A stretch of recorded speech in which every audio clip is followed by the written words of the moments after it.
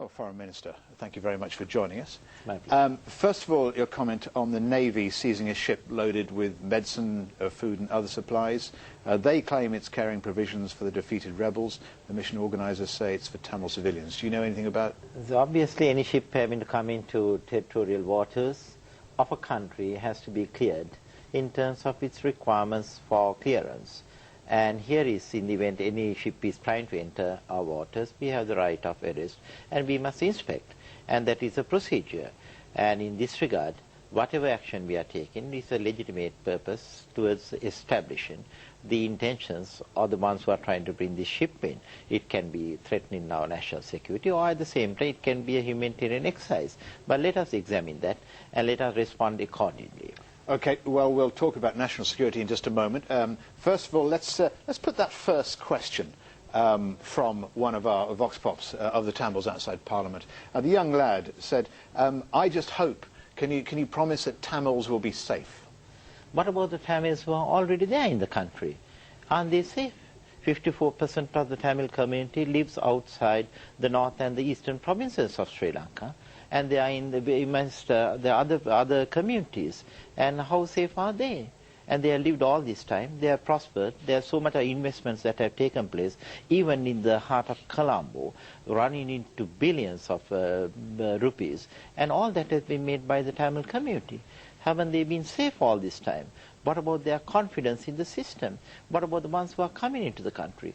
Ones who have fled the hold of the LTT a few weeks ago are now part of the community very much. And they are being cared for by the government of Sri Lanka. What about the parents of Prabhakara, the tyrant Prabhakara? They are being cared for by the government of Sri Lanka. And why this propaganda spin being given that Tamils are not safe in Sri Lanka? They were not safe the time the LTT was holding them throughout in the three provinces finally that fell into the hands of the government. In Mana, in Kilnochi and in Mullaitivu, and that is the record what the LTT brought about. And we must put an end to this type of spin being given by interested groups still backed in for the LTT. This young lad you just mentioned, they have been misguided. It's a sin to misguide the youth and the very young ones. That was part of the LTT strategy also. How many young people lost their youth into the LTT because they became child soldiers? You talk about the and they lost their youth throughout in their lives. One figure I saw, the human cost, 6,000 Sri Lankan soldiers killed in the last 3 years of war. Many more tigers, rebels, lost their lives.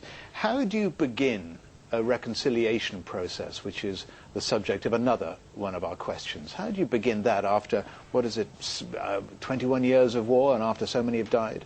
It's more than 21 years. It's 27 years where the LTT was trying to become a terrorist outfit in Sri Lanka and played that into the highest degree in terms of becoming the world's most brutal terrorist organization.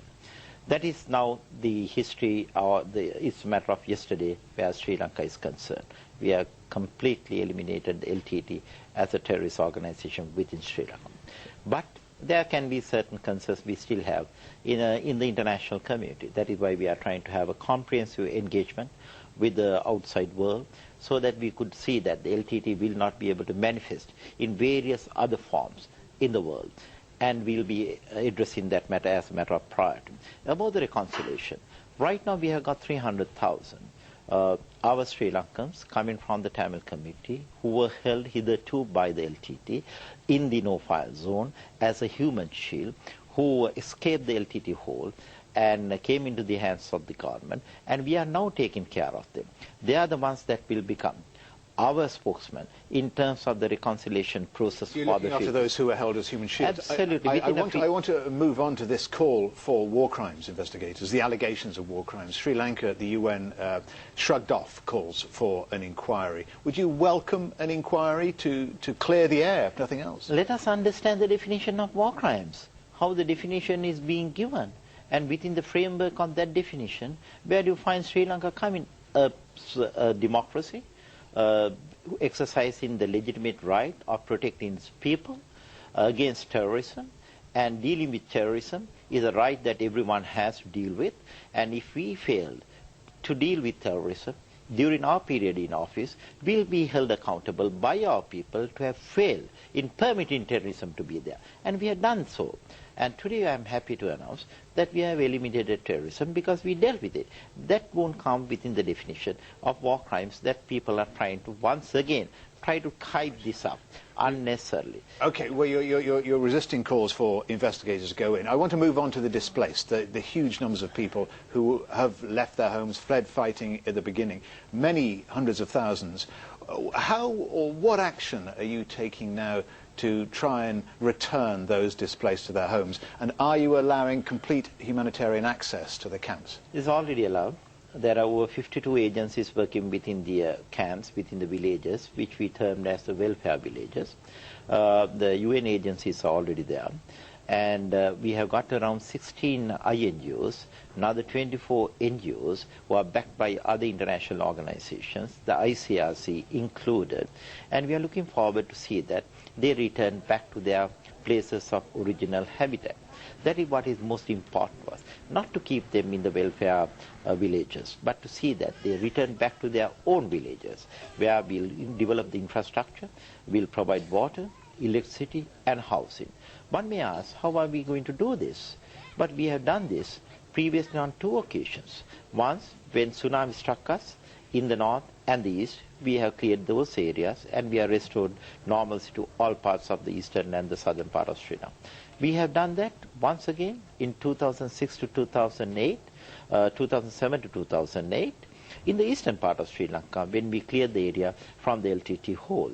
And to do it for the third time, I think is not going to be a major challenge, but it's a need for us to address, and we'll do so with our capacity. At the same time, we have been getting enough and more assistance from outside that we could channel into areas of development through the UN system. All right, Foreign Minister, we have to leave it there, but many thanks to you for joining us here on Al Jazeera. Thank you very much for this opportunity. Greatly